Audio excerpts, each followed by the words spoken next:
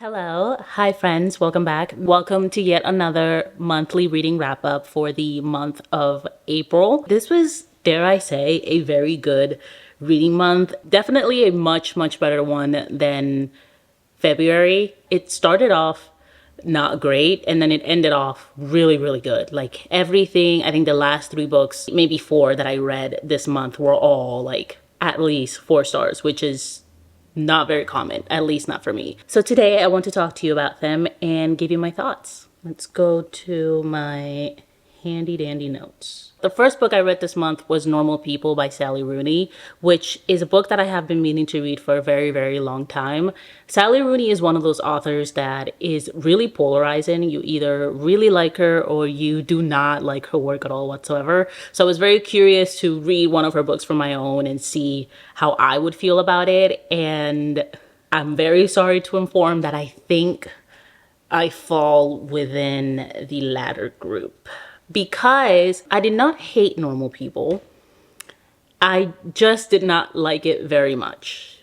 Maybe not at all. In case you don't know, and if you don't know, I want to live in whatever isolated, non-social media filled world that you live in. Because if you are on the book side of the internet, you absolutely have heard about Sally Rooney, so you probably know what this is about, but I'm going to tell you anyway. Normal People follows Connell and Mariana, which are two high school students. We start off with them as high school students, and we kind of follow them throughout the years, maybe a decade or so, I would say, and kind of their relationship to each other and the people around them. When we first start the story, Connell is kind of like this super popular, very charismatic, somewhat outgoing character, where Mariana is very secluded, very introverted, and she likes it to be that way.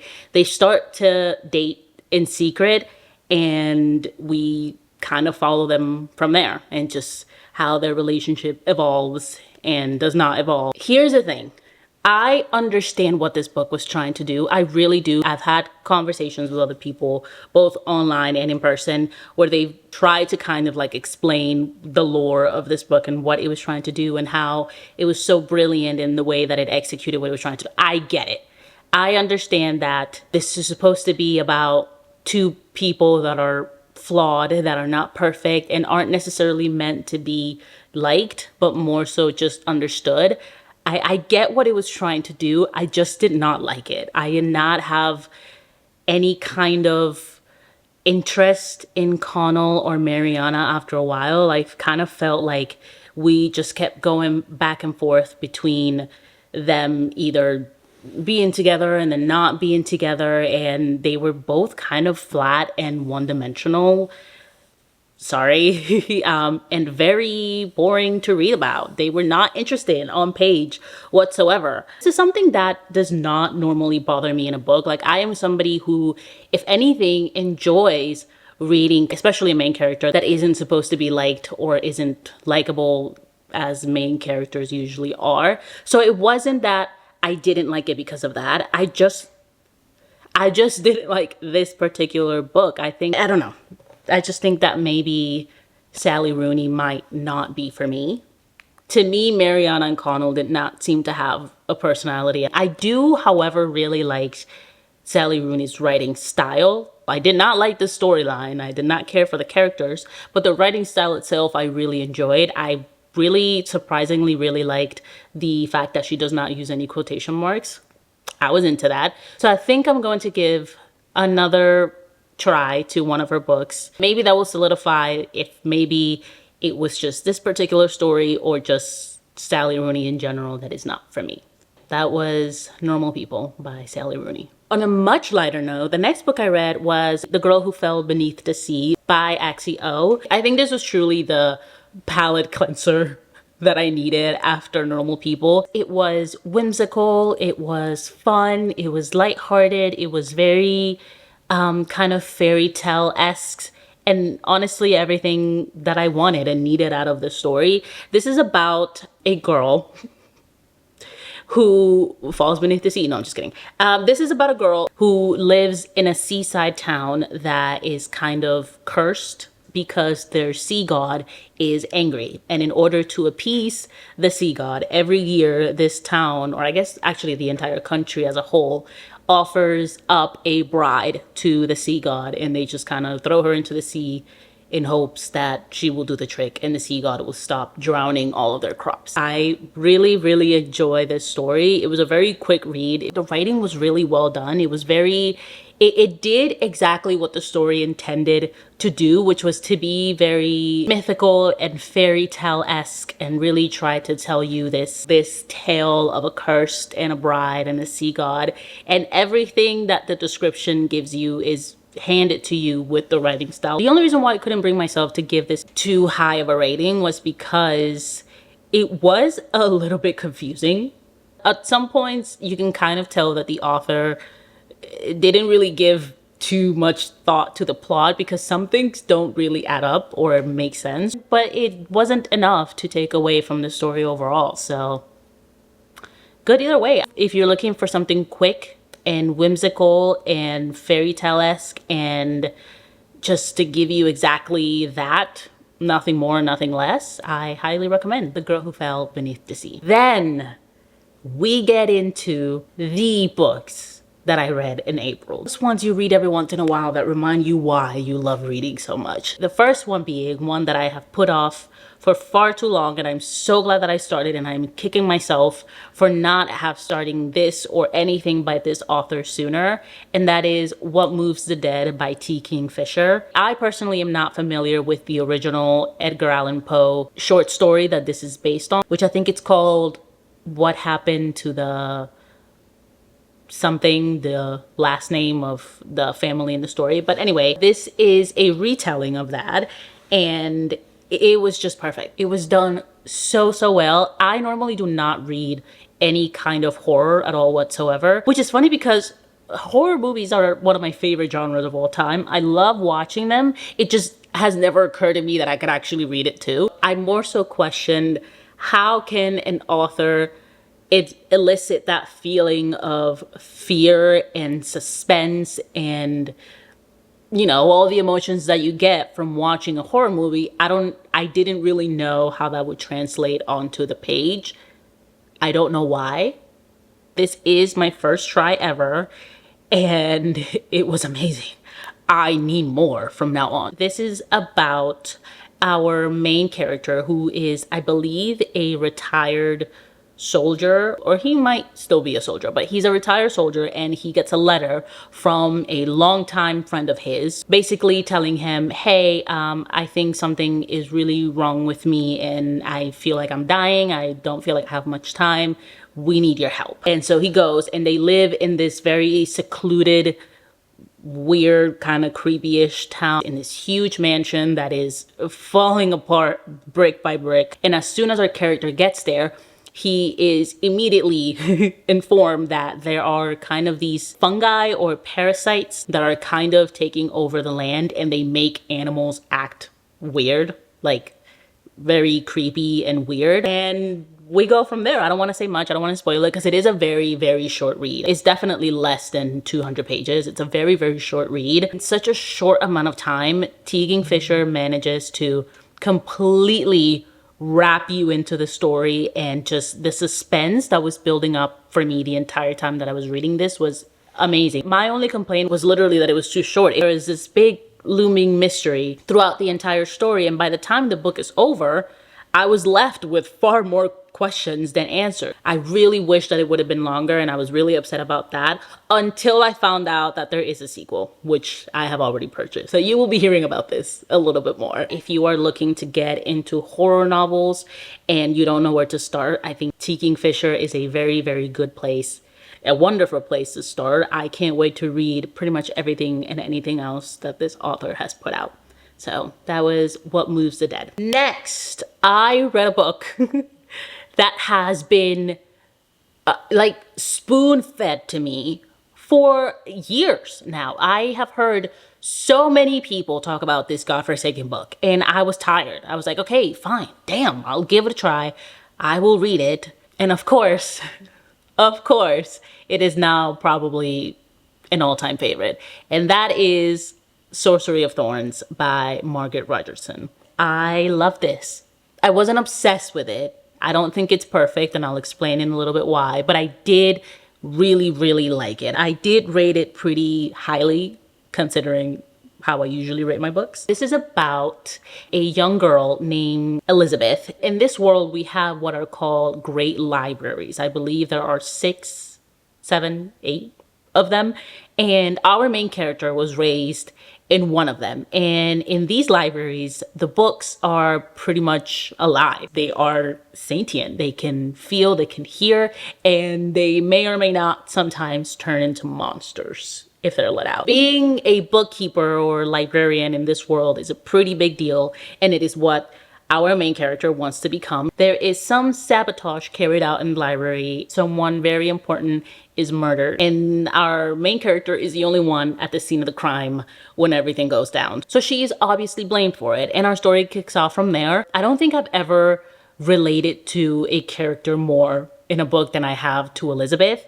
She is me. If I were in a fantasy book, I would be her. She's very naive and willing to kind of look at the world through rose-colored glasses and always assume the best in people. She is kind of like the book whisperer, a library personified. I really love that she's not some like epic, I have this superpowers typical main fantasy character that we tend to get. She's just a girl that loves books, and that alone is her power. Knowledge is her power. I cannot gush enough about our main male character, Nathan, or Nathaniel, I should say. He is everything. Funny, he was charismatic. I didn't get tired of him, which is something that happens to me very often in any kind of book at all ever. I will either like or be okay with a main male character in the beginning, and by the end of the story I couldn't care less. I even start to skim in whatever scenes they're on because I just get so bored, and Nathaniel was not like that at all. I love the banter that they have. I love that he was funny without ever being weird or corny about it. He just had really good timing and was very witty. One thing about this book is that I either hate or don't care for nicknames in books, specifically nicknames that main male characters give to the female main character, because they are either like whatever or the cringiest thing you'll ever hear in your life. If you read fantasy or romantasy often enough, you know exactly what I'm talking about. Some of the nicknames, I'm like, well, just call her by her name. What are you doing? Nathaniel refers to Elizabeth as Menace. I love that. I think that on paper, if you were to show it to me, I'd be like, ew, okay. But the way that he does it, it works. Elizabeth is very clumsy and she tends to get herself into trouble a lot. It's just, Menace, you really ate that up, Margaret. You did. I really enjoyed Silas's character. I thought he was very interesting. I'm kind of sad that we didn't get more on him. Margaret could write an entire book for just Silas alone, probably an entire series for just Silas alone, because of how much depth his character has. I do know that there is a novella for this book.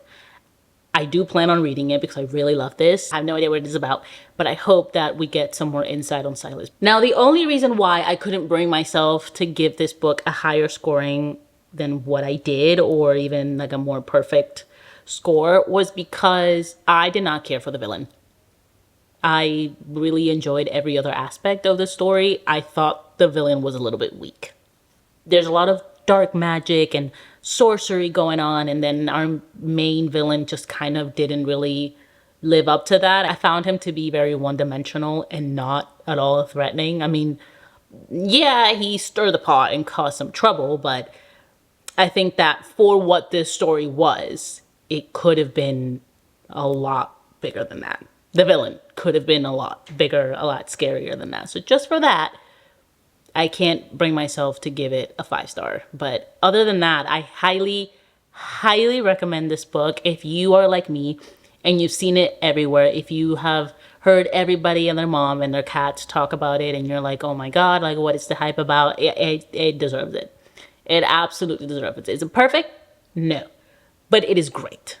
It's really good. Highly recommend Sorcery of Thorns. The last book I read this month, I have it right here, The Familiar by Leigh Bardugo herself. I don't even know where to begin. Spoiler alert, this was my first 5-star of the year. So, The Familiar is Leigh Bardugo's newest book. I believe it came out April 8th. And it is set during the very peak of the Spanish reign. And it's about Lucia, who is a maid for a not very wealthy family. Actually, they're kind of like on the verge of ruin. Lucia's mistress is a very cruel woman. Again, she's not a very high status in society, and she knows this. So she kind of takes that brunt out on Lucia and pretty much all of the other employees of the house. One day, Lucia's mistress catches on that Lucia is actually able to perform miracles, which it's kind of like magic.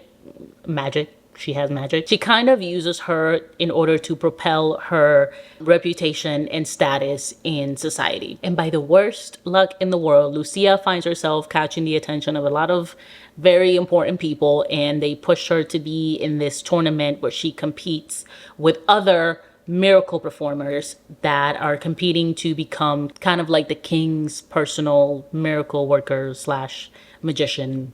First of all, the research that Leigh Bardugo did for this was absolutely amazing. She actually used, and you can clearly tell this while reading, that she used a lot of actual factual Spaniard history in order to help her own plot move along. You really get to see how in this world where politics and religion were quite literally one and the same, and that alone really drives the story forward. All the characters in this book were so interesting. It's told in the third person point of view, but you really get to get a glimpse, or I would say even more than a glimpse, onto a lot of characters, a lot of side characters as well. And it really does just add to the overall arching story. Honestly, this isn't very surprising. If you've read Six of Crows, then you know that Leigh Bardugo is very, very good when it comes to giving us multiple characters that each have their own personalities, their own dimensions, and their own problems, and their own wants and aspirations, and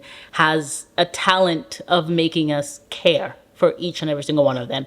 This book, no different. The love interest is I don't want to say grumpy because I don't want to reduce him to that, but he is on the broodier side. He is an immortal, kind of gives vampire vibes, and it's just wonderful. The way that his life is intertwined with Lucia just makes sense. Leigh Bardugo has a way of giving you what you need and not what you want.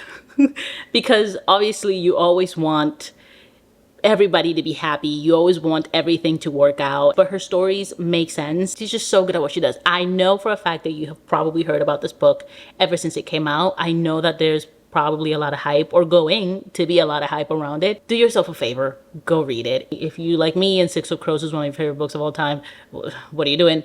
Go read this. This was also, side note before I shut up, really funny.